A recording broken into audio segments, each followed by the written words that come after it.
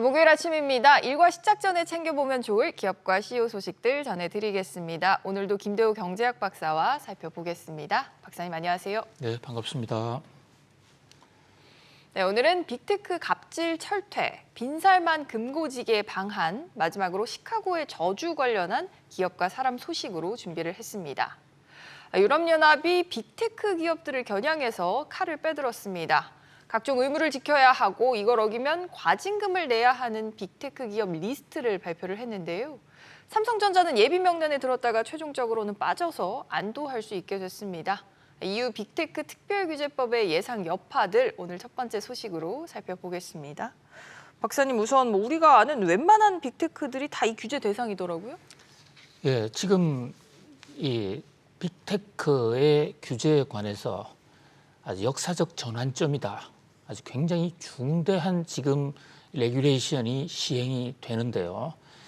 자, 사실은 이제 그 공식적으로는 우월적 시장 지위를 남용하기 위한 제재인데 한마디로 플랫폼이 자신들의 우월적 시장, 유리한 그 입장을 이용해서 시장을 농단하는 것을 막겠다라는 공정거래법 정신에 부합되는 거예요.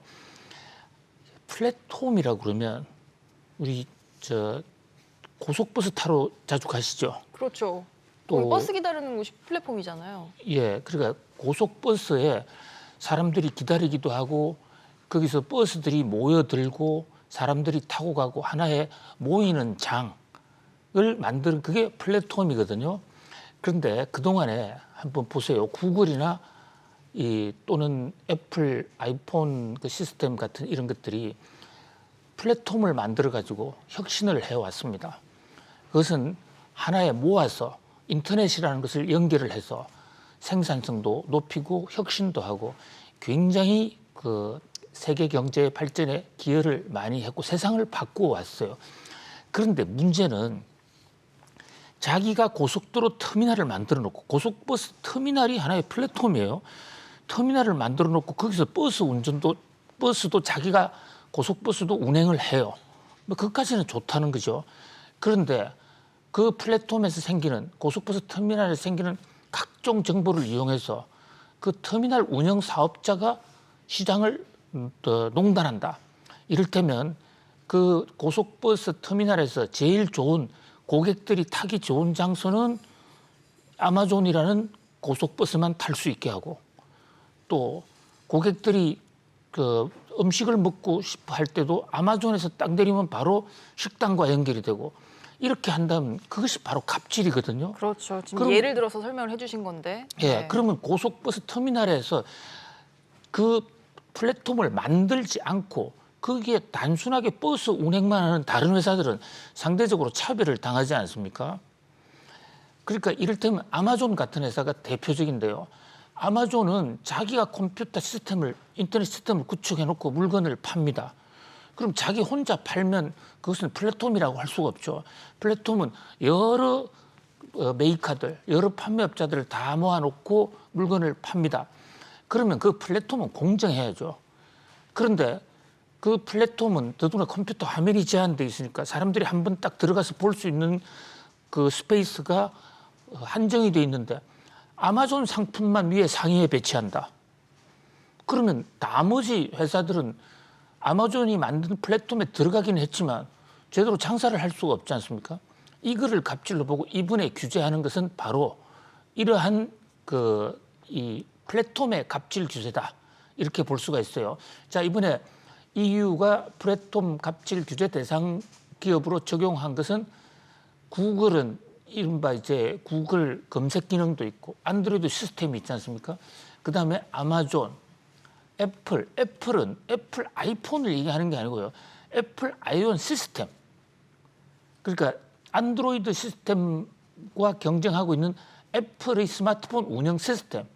그다음에 바이트댄서, 틱톡으로 틱톡 유명하죠. 운영하는 거죠. 네. 그다음에 메타는 결국은 인스타그램이라든지 페이스북 있고. 그 안에서 자기들이 광고 유치를 하잖아요. 근데 메타 관련된 것만 유리하게 배치를 한다든지 뭐 이런 것들을 견제하는 거죠. 그다음에 마이크로소프트 이렇게 이제 됐는데 그러면 뭘 규제하느냐 한마디로. 자, 우선 특히 이 대목은 첫 번째 개인정보 사업에 개인정보를 자신의 사업에 활용하는 거 못하게 하는 겁니다. 지금 메타가 많은 돈, 페이스북이 든 많은 돈은요. 자, 광고는 하는데 페이스북에 광고를 하면 굉장히 광고 효과가 좋은 것으로 알려져 있어요. 왜냐? 개인화 효과가 있잖아요.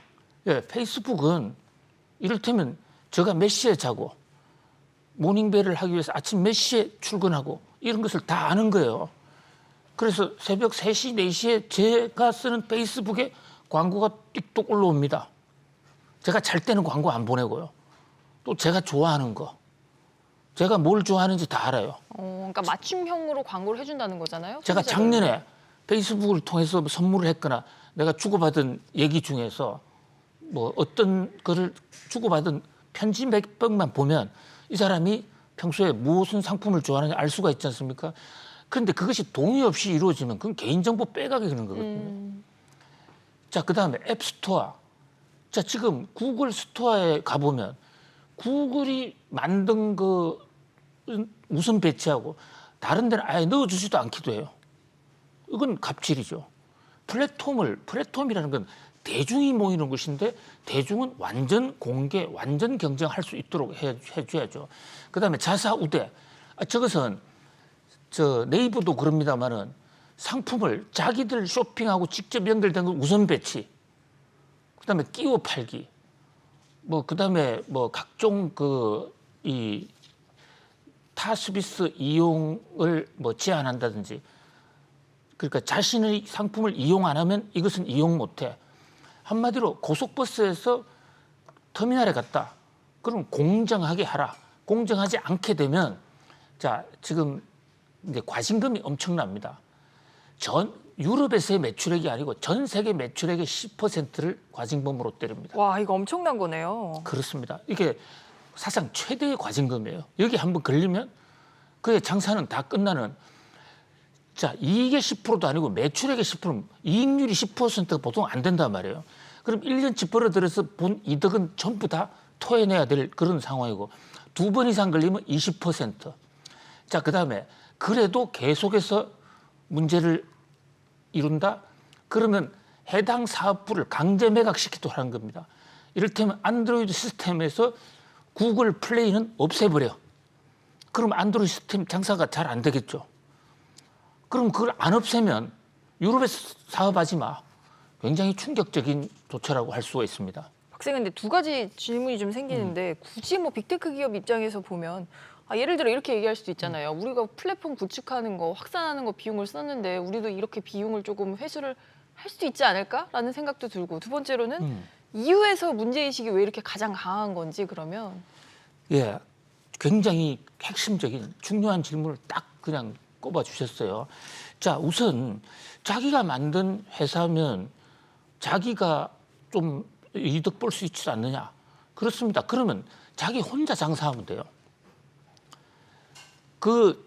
이 인터넷 시장에 들어온다는 것은 자기만 돈 낸 것이 아니라 공공의 인터넷 망도 이용하는 것이고 또 공중의 어떤 전파도 이용하는 것인데 거기에 들어와서 자기한테 더 이롭게 한다. 예를 들어서 남대문 시장을 만들었으면 그 남대문 시장에 자기가 한 지역에서 장사만 하면 되는데 남대문 시장을 만들어 놓고 저 꼭대기에 올라가서 망원경을 가지고 어느 가게에 오늘 쌀이 한 대 들어왔구나. 우리는 10대 해야지. 이게 농단이거든요. 그것은 안 된다라는 것이고요. 공용제 성격이 있으니까. 그렇습니다. 네. 그다음에 두 번째는 왜 하필 유럽이냐. 저 회사들 보세요. 지금 그 플랫폼 회사들 유럽 회사가 하나도 없어요. 다 미국 기업이네요. 미국 아니면 기업에다가 중국도 중국. 있고. 미국 기업이죠. 그러니까 미국에서는 규제가 좀 상대적으로 약한 편인데 다른 나라 기업이 들어와가지고 유럽에 들어와 장사를 하는데 유럽 기업들에게 결정적인 타격을 주고 있는 거예요. 그다음에 두 번째 유럽은 나라가 많으니까 유럽 연합으로 또 합쳐지니까 함께 뭉치면 못할 게 없잖아요. 그리고 이 거대 플랫폼이 유럽에 안 들어오면 유럽에도 플랫폼 회사가 있어요. 그 회사가 살아날 수 있거든요. 상대적으로 유럽의 플랫폼 회사는 거의 들어본 적이 없는 것 같아요. 우리나라에 안 들어오니까요. 그 워낙 힘의 우열이 심하니까 사실 유럽에서도요. 한국의 네이버나 쿠팡은 모릅니다. 그냥 그렇겠죠. 한국도 네. 구글이나 또는 다른 어떤 메타 같은 게 시장을 잠식하고 있는 거로 알죠. 그런데 한국의 경우에는 그나마 네이버나 카카오가 잘해서가 아니라 한국에는 언어 장벽이 있어요. 그러니까 구글이나 안드로이드 시스템이 어느 면에서 네이버보다도 불리한 입장이기 때문에 시장을 잠식하지 못하는데 유럽은 어떻습니까? 대부분 그 언어가 다 꼬부랑 글자로 원래 뿌리가 같아요. 네, 영어를 쓰거나. 예, 거기다가 영어 못하는 사람이 잘 없어요. 특히 글 읽는 것은. 그러다 보니까 미국 사업체가 유럽에서 장사하기가 굉장히 좋죠. 그러니까 유럽의 타격이 더 크고 또 그 밖에도 유럽 사람들이 또 공공의식, 같이 잘 살자는 좀 사회주의적 생각이 미국보다는 좀 강하다. 이런 요인들이 있다고 보겠습니다. 또 중요하게 우리 기업 삼성의 경우에는 예비 명단에 있었는데 이번 최종 리스트에서는 빠졌어요. 그 삼성은 플랫폼 회사가 아니잖아요. 그쵸? 이번 규제가 플랫폼 규제라고요. 근데 자진 신고를 했다면서요. 예비 삼성이. 명단에 들어가 있는 것 자체가 좀 이상했죠. 그러니까 이 자진 신고를 이제 신고 기간을 줬어요. 왜냐하면 삼성은 플랫폼 회사는 아니지만 이 요건이 되는 게 일단 시장 점유율이 높은 회사를 일단 신고하라. 그러면 이것이 규제 대상이 아닌지 유럽 연합에서 판정해 주겠다 이랬는데 삼성은 전자 제품을 만드는 거지만 문제는 삼성전자 입장에서는 혹시 삼성전자가 만드는 스마트폰의 유럽 점유율이 상당히 높아요. 그런데 플랫폼은 아니지만 삼성전자의 갤럭시 자체가 플랫폼으로 오해받을 수도 있죠. 그래서 삼성전자에서 선수를 친 겁니다. 우리는 삼성이 유럽에서 점유율은 높은데 우리가 플랫폼이 아니니까 우리는 규제 대상이 아닙니다. 라는 서류 보고서를 산더미처럼 쌓아서 제출한 거예요. 그래서 삼성전자의 이번에 그 전략이 성공했다. 그러나 어떻게 보면 삼성전자가 플랫폼으로 규제 대상이 아닌 것은 그냥 본전이지. 무슨 너무 뭐 당연한 거였다고 크게 어떤 하시는 거죠? 세상이 달라지는 건 아니다. 그리고 오히려 이제 우리나라 기업에서는 이게요 네이버나 쿠팡, 네카라구바 이 회사들은 점유율이 높아지면 이 규제를 직격탄을 받게 됩니다. 또 그런 면에서 또 이 회사들이 유럽에서 규제를 받기 때문에 규제 안 받는 한국에 공격적인 경영을 할 가능성도 있거든요. 그런 면에서 우리나라도 이 유럽의 플랫폼 규제 이 대해서 같이 좀 정책적 보조를 맞출 필요가 있다고 봅니다. 대책을 좀 세워야 될 그런 상황이에요. 점유율 높이는 것뿐만 아니라 결을 맞춰서 이 규제에도 대응을 해야 된다 네. 말씀이신 거죠. 알겠습니다. 지금 시간이 많이 가고 있는데요. 첫 번째 소식 여기까지 보고 다음은 재계 소식도 살펴보겠습니다. 사우디아라비아의 실세 무함마드 빈살만 왕세자의 금고지기로 알려져 있는 인물이 한국을 어젯밤에 찾은 것으로 알려졌습니다. 이 인물이 이끄는 사우디 국부펀드 운용 규모만 800조 원에 달하는 오일머니의 표상으로 꼽히는데요. 이번 방안 어떤 목적이 있고 누구를 만나는지 들여다보겠습니다. 박사님, 1년 3개월 만에 다시 왔다고 하는데 구체적으로 왜 방문했을까요? 드러난 얘기는 구체적으로는 없는데. 네, 기자회견도 하지 않고 공식 발표를 하지 않기 때문에 그 속내를 알 수는 없습니다. 그런데 여러 가지 정황상으로 봐서 윤석열 대통령과 지금 최상목 경제수석이라든지 우리나라의 경제 최고위층이 인도를 방문하고 있는 시점에 들어온 거로 봐서 정부 고위급 인사하고의 만남은 별로 없을 것으로 보여져요. 기업인들을 만나러 왔다. 기업인들 만나는 것도 제 생각에는 정기선 현대 회장을 만난다고 그러는데 이 대목도 현지 사우디 언론이나 보면 여기도 별로 관심이 없는 것 같고요. 저는 그러니까 아람코와 사우디 국부펀드의 내부 기업 활동의 일환이다 이렇게 보여집니다. 왜냐하면요 지금 아람코가 우리나라에서 S-오일이라는 회사의 최대 주주예요. 사우디의 국영 석유 기업 아람코 말씀하시는 거죠? 그렇습니다. 네. 저분이 지금 아람코의 의사회 의장 겸 회장, 거기다가 사우디 국부펀드 총재거든요. 근데 아람코라는 회사의 가장 대주주가 사우디 국부펀드니까 아람코는 사우디 국부펀드고 사우디 국부펀드는 아람코라고 볼 수 있고요. 또 사우디 국부펀드는 누가 갖고 있느냐? 이것은 빈 살만이 갖고 있기 때문에 결국은 빈 살만의 금꾸직이다 이런 얘기가 나오는 거죠. 그런데 이제 S-오일은 원래 쌍용 그 정유였는데 오래 전부터 이 아람코가 투자를 했는데 요즘 수지가 안 좋아요. 그 영업 이익이 별로 안 나고 굉장히 어려운데 샤힌 프로젝트라는 걸 하고 있습니다. 지금 울산에서 S-오일이 하고 있는 그거 말씀하시는 거죠? 샤힌이라는 게 사우디 말로 매라는 뜻이에요. 자, 매 사냥. 그런데 이게 울산에서 바로 이 S-오일을 그러니까 정유회사에서 석유화학 제품 회사로 대전환을 하는 거. 근데 거기 돈이 좀 지금 S-오일이 경영이 안 되니까 부족하다. 그런 면에서 실태 점검하러 온 것이 아닌가. 또 대책을 그 샤힌 프로젝트를 앞으로 어떻게 더 활성화시킬 것이냐. 그다음에 또 최근에 현대오일뱅크라는 회사가 있어요. 그 정몽준 회장이 최대 뭐 주주로 돼 있죠, 사실상. 그런데 이 회사에 저 아람코가 주식을 사서 2대 주주가 돼 있거든요. 그러니까 현대오일뱅크도 좀 챙겨보고, 그다음에 왜 현대중공업의 정기선 회장을 만난다는 얘기가 나오냐면요. 바로 현대오일뱅크가 HD 현대중공업 계열입니다. 정기선 회장과 그러니까 같이 사업을 하고 있는 것이죠.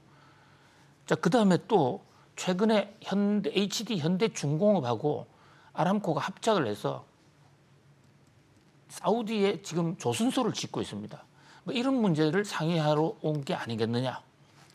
그다음에도 또 현대 그 S-오일의 사우디 현지 사장님께서 중대재해법에 그 기소가 돼서 여러 가지로 곤혹을 겪고 있는데 그 문제와 관련돼서도 뭐 정부의 선처를 당부하는 그런 정도의 얘기가 있지 않겠냐 이렇게 지금 주목을 끌고 있습니다. 사실 방한 기간은 좀 짧습니다. 내일 돌아간다고 하는데 뭐 다 끝나고 나면 또 구체적인 얘기들이 조금 더 나올 수 있을지 그 부분도 살펴보도록 하겠습니다. 마지막으로 우리 자동차 기업들 소식까지 좀 살펴보죠. 현대차와 기아가 미국에서 계속해서 어려운 상황을 맞고 있습니다. 훔치기 쉬운 차를 만들어 범죄 열풍을 부추겼다는 이유로 이번에는 시카고시로부터 고소를 당했다라고 하는데요. 박사님, 이게 벌써 몇 번째 고소를 당한지 모르겠어요. 많은 도시들에서 당했잖아요. 그렇습니다. 뉴욕, 시카고 연이어서 지금 고소를 당하고 있는데요. 시카고 중부에서 가장 큰 도시입니다. 그런 만큼 그 파장도 적지가 않은데요. 현대 기아차는 이 도난 범죄 사건과 관련해서 그동안에 소송이 생긴 때마다 벌금 물고 또 시스템 업데이트 한다고 그랬는데도 지금 뭔가 지금 미국에서 아직도 해결이 안 되고 있는 것 같아요. 그런 면에서 위기 관리가 제대로 안 되고 있다 이렇게 볼 수가 있는데 지금 자막에도 그 CG가 나왔습니다만은 뉴욕 타임즈는 아주 현대와 기아차를 아주 질타를 했습니다. 그러니까 도난 방지 장치가 없는 차를 만들어냈다. 그래서 이게 현대차들이 기아차가 집중적으로 도난을 당해서 그 현대와 기아를 산 사람들이 피해를 보고 있다. 이런데 물론 현대 입장에서는 좀 억울할 수도 있겠습니다. 훔쳐가는 범죄가 잘못이지. 그 기본 장치 장착하지 않았다는 게 잘못이냐. 실제로 미국에서 일부 여론이 있더라고요. 왜 범죄자 훔쳐가는 사람들이 아니라 피해자가 제조사를 탓하느냐. 그 이제 뉴욕 타임즈 기사에 댓글이 그렇게 올라오는데요. 저도 댓글을 봤습니다만은 좀도둑들 끌는 게 가게 탓이냐 뭐 이렇게 또 글도 올라오지만 이것도 의견 맞는 얘기 아닌가요? 가게 탓도 있죠. 좀도둑을 좀도둑 가게가 안전 보장을 완벽하게 했으면 좀도둑 자체가 생길 수도 않을 수도 있는 거지 않습니까? 그런 면에서 예를 들어서 이런 글도 있어요. 총기를 만든 총회사가 문제냐? 총 가지고 강도짓 하는 강도가 문제다 이러는데 그 총기를 좀 더 안전하게 만들 책임도 있는 것이죠. 그렇죠. 그러니까 그런 면에서 어떤 뭐 도둑 논쟁을 하고 있을 것이 아니라 근본적으로 안전장치가 확실히 된 제품을 만들어내면 문제가 없지 않겠습니까? 그런 면에서 이런 안전 문제는요. 그 잠재적 소비자들을 크게 떨어뜨릴 수 있기 때문에 어떤 논쟁을 벌인다기보다 빨리 대책을 세우는 게 더 시급하다 이렇게 봅니다. 어떻게 보면 더 선제적으로, 더 전폭적으로 빨리 해야 되는데 이미 좀 시간이 많이 지나고 있는 그런 상황이긴 한 것 같습니다. 알겠습니다. 오늘 저희 코너가 준비한 소식은 여기까지입니다. 박사님 오늘도 잘 들었습니다. 감사합니다. 감사합니다.